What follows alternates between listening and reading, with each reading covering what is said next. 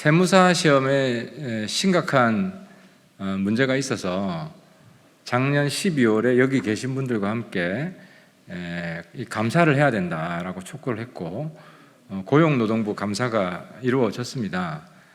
그런데 그 감사 결과를 받아보니 무척 실망스러웠습니다.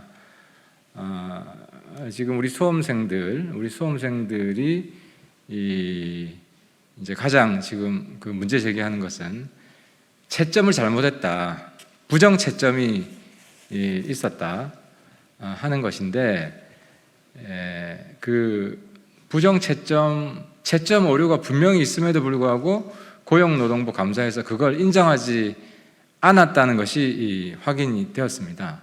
그래서 오늘 나오셨고요. 그래서 저희들이 오늘 주장하고 싶은 것은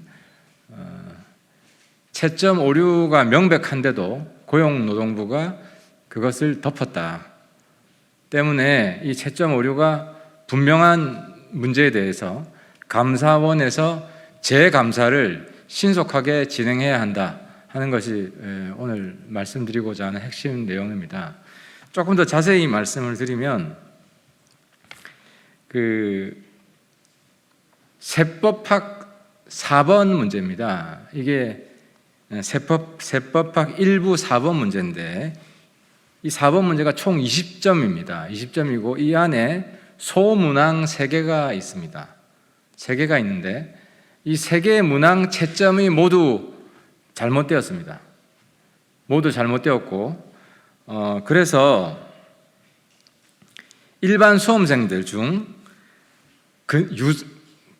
가까운 답을, 근사치의 답을 쓰고도 50%인 2025명이 0점 처리가 되었습니다. 0점 처리. 그리고 저희들이 보도자료를 통해서 이 채점 오류가 있다는 사실 근거를 명확히 보여드리도록 할 텐데요. 근데 고용노동부 감사에서는 이 세 문항 20점인데 여기에서 4점짜리 한 문항만 채점 오류가 있다고 인정을 하고 나머지 두 문항 합해서 16점, 거기에 대해서는 채점 오류를 인정하지 않았습니다.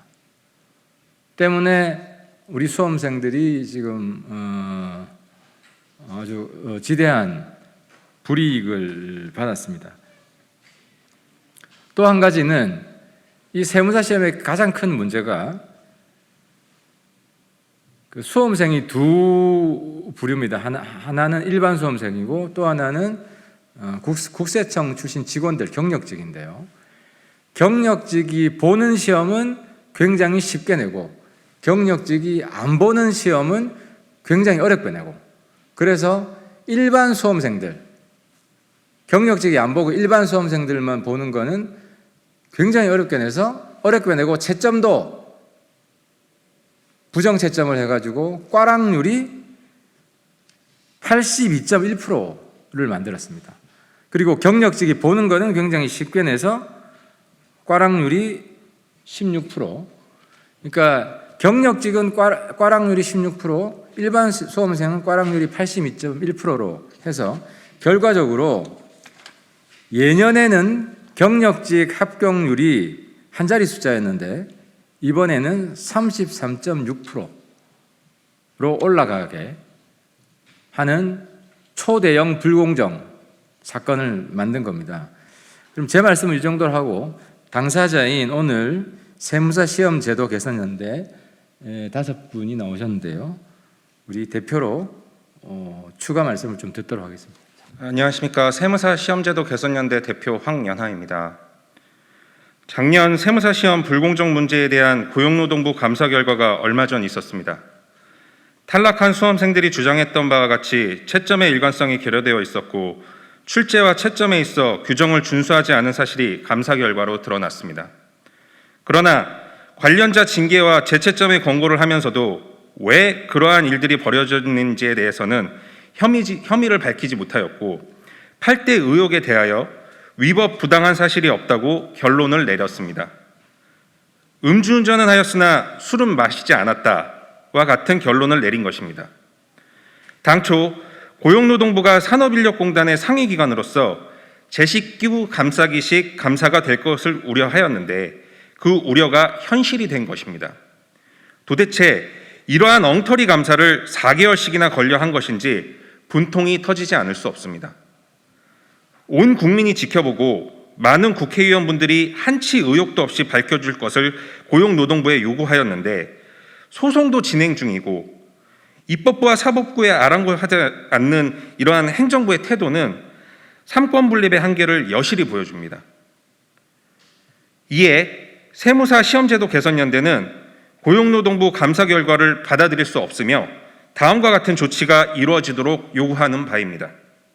첫째, 차기 정부 안철수 인수위원장님이 작년 청구하셨던 감사원 감사가 착수되어야 할 것입니다. 수사가 필요한 의혹을 빼더라도 고용노동부 감사는 부실합니다.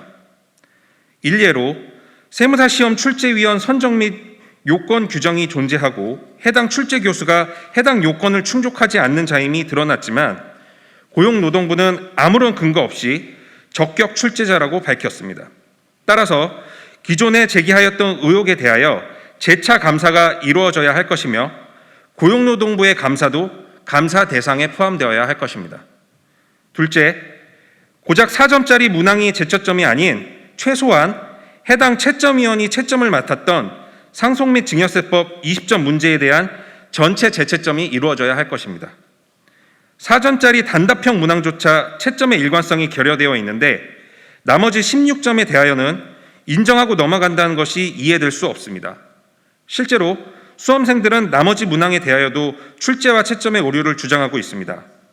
20점 전체의 재채점이 상식선에 부합한다고 주장하는 바입니다. 셋째, 해당 비리에 대한 당국의 수사를 촉구합니다. 너무나도 많은 의혹이 있었고 제19인 고용노동부에서조차 혐의가 있음이 인정되었습니다. 해당 연루자들의 핸드폰 포렌식 및 계좌 추적이 감사로 이루어지기 힘든 부분이라면 검찰이든 경찰이든 당국의 수사가 진행되어야 할 것입니다. 넷째, 우리 사태를 예의주시해온 정치권은 행동으로 응답하시기 바랍니다. 지난 대선에서 청년 불공정의 대표 사례로 우리의 사태는 많은 언급이 있었습니다. 실제로 여러 국회의원분들의 관심으로 시험제도 개선을 위한 세무사법 개정이 입법 예고되고지도 하였습니다.